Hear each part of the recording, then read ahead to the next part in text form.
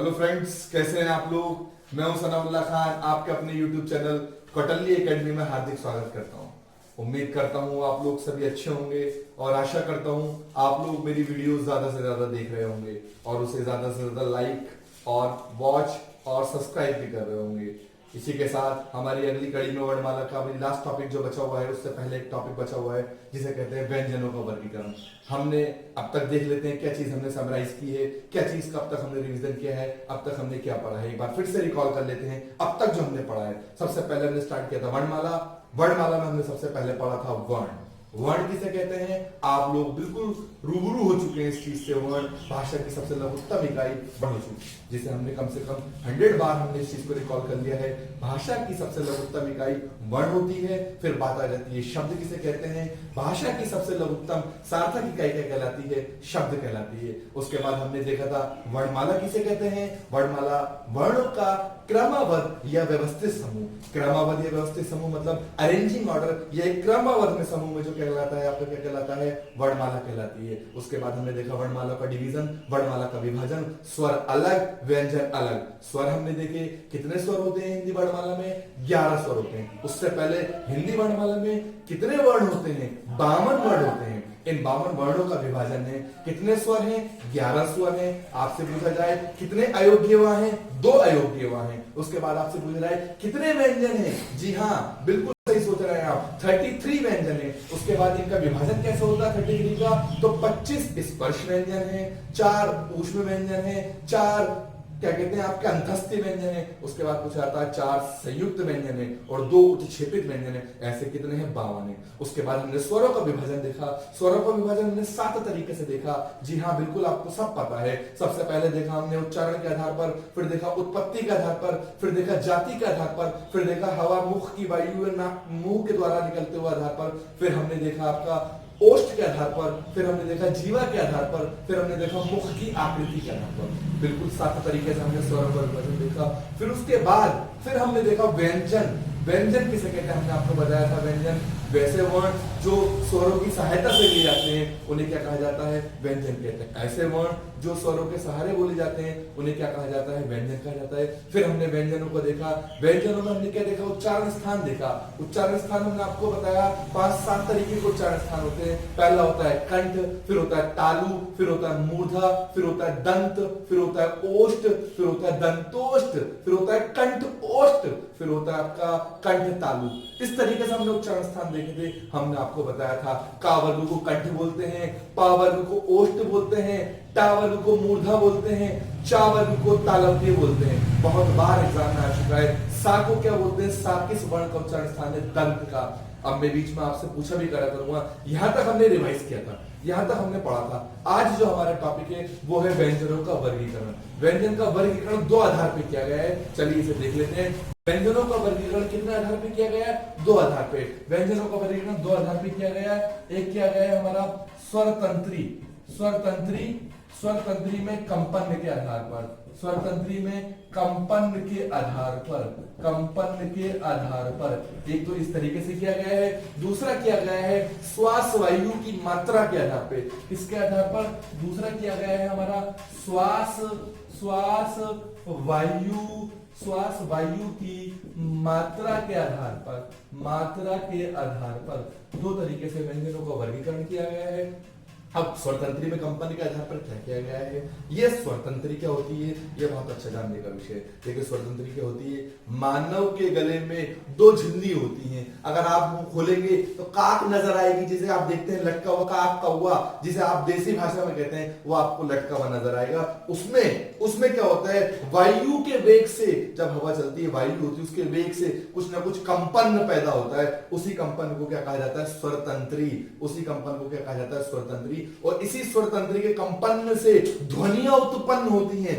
क्या उत्पन्न होती है, ध्वनियां उत्पन्न होती हैं। तो इस स्वरतंत्री में, जो स्वरतंत्री है मानव के गले में जो झिल्ली है, उस स्वरतंत्री में कंपन के आधार पर 2 प्रकार की झिल्ली उत्पन्न होती हैं। कौन कौन सी कहलाती है आपकी, एक कहलाती है आपकी सघोष और एक कहलाती है आपकी अघोष। एक कहलाती है आपकी सघोष या आप कहते हैं इसे अघोष, एक कहलाती है आपकी अघोष और एक कहलाती है आपकी सघोष। दो प्रकार की मानव के गले में झिल्ली होती है, एक होती है अघोष और एक होती है आपकी सघोष। उसके बाद श्वास वायु की मात्रा के आधार पर दो प्रकार के हमारे व्यंजन ध्वनियां होती हैं, जिसे कहा जाता है, एक कहा जाता है अल्प प्राण और एक कहा जाता है आपके महाप्राण। कौन कौन सी होती है श्वास वायु के आधार पर?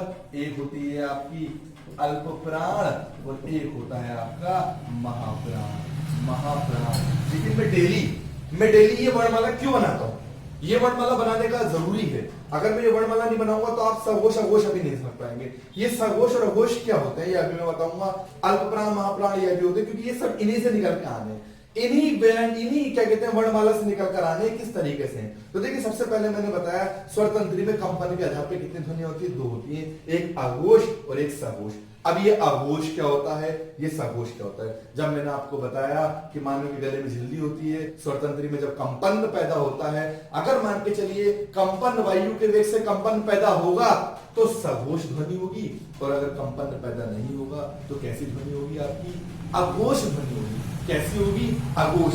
अब ये अघोष ध्वनियां कौन सी हैं? अघोष ध्वनियां देखिए, तो मैंने ये बताया था आपको, ये कौन सा वर्ग है? ये का वर्ग है। तो देखिए, इसका नंबरिंग करते हैं हमेशा।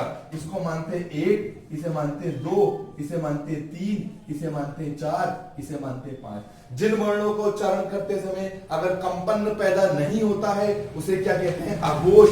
और जिन वर्णों को उच्चारण करते समय कंपन पैदा हो जाए, घर्षण लग जाए, उसे क्या कहते हैं? सघोष। तो देखिए, जिन वर्णों को उच्चारण करते समय कंपन पैदा नहीं होगा उन्हें क्या बोलेंगे? अघोष। तो कौन कौन से वर्ण हैं? तो देखिए, पहला ग्रुप और दूसरा ग्रुप। देखिए, पहला, ये जो पहला ग्रुप है, मैंने कहा 1 नंबर, मान के चलिए अघोष में कौन कौन सा आता है, इसको मैं भी रख कर देता हूं।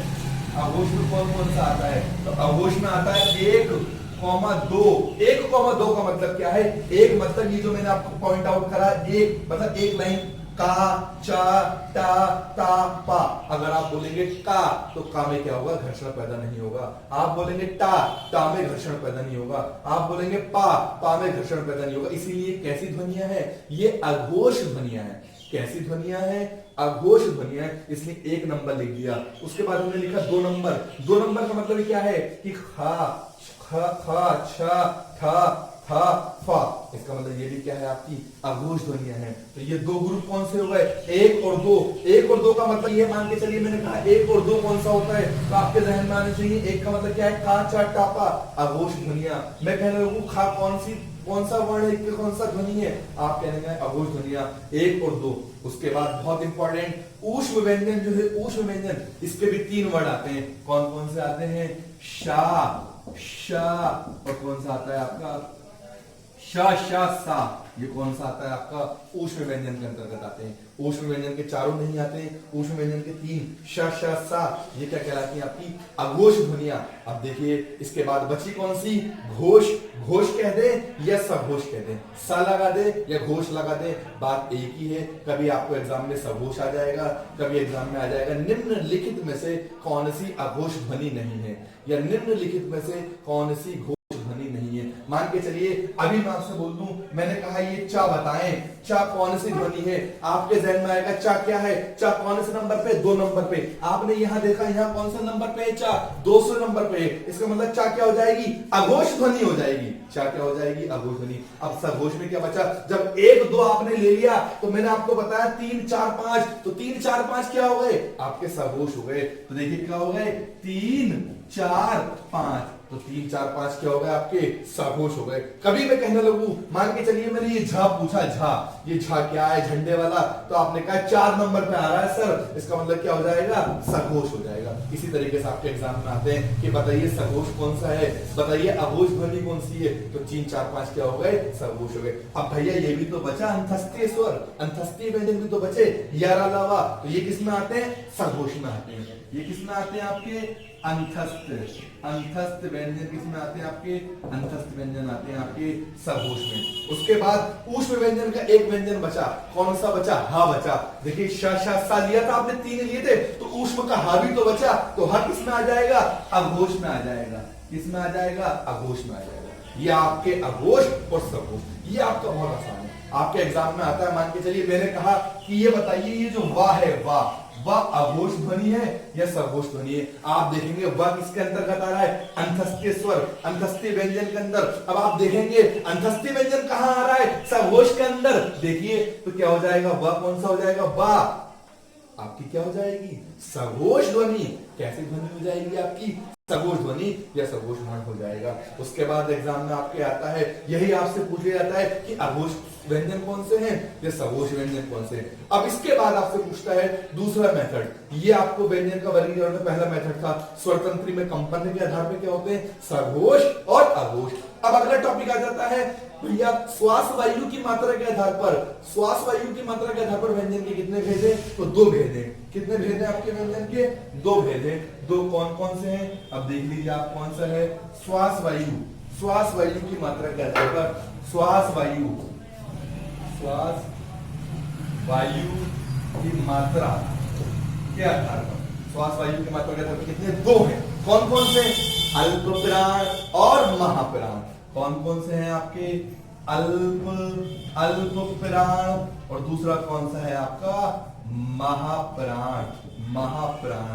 देखिए मैंने आपसे बताया अल्प प्राण क्या होता है। जिन वर्णों का उच्चारण करते समय हमारे मुख से जो वायु निकलती है अल्प मात्रा में निकलती है। लेकिन पकड़िए अल्प, अल्प का मतलब क्या होता है? थोड़ा। जिन वर्णों को उच्चारण करते समय थोड़ी सी वायु निकल जाए, श्वास वायु थोड़ी सी निकल जाए, इसका मतलब अल्प प्राण। जिन ध्वनियों को उच्चारण करते समय वायु ज्यादा निकले उसे क्या कहेंगे? महाप्राण। तो देखिए अल्प प्राण कौन कौन से होते हैं? 1, 3 और 5। अल्टरनेट याद करने का तरीका क्या है?